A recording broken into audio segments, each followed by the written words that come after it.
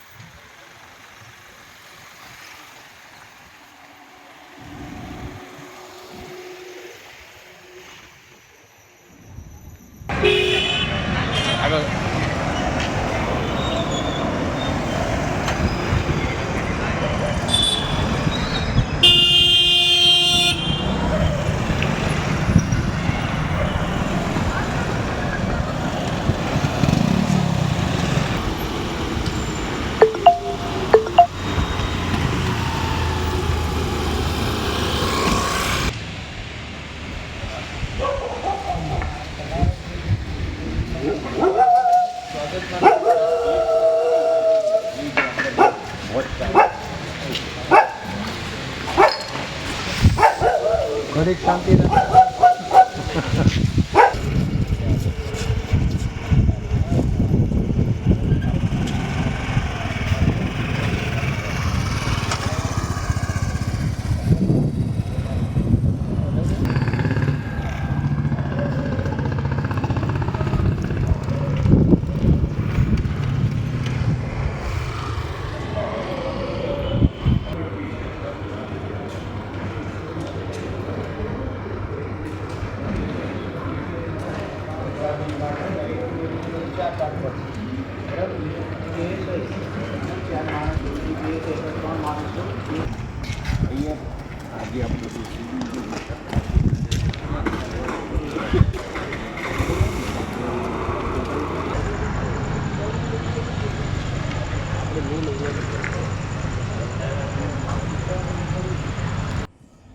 આવનારા સમયમાં ભગવાન જગન્નાથની રથયાત્રાની ભાવનગર શહેર ખાતે ઉજવણી થનાર છે।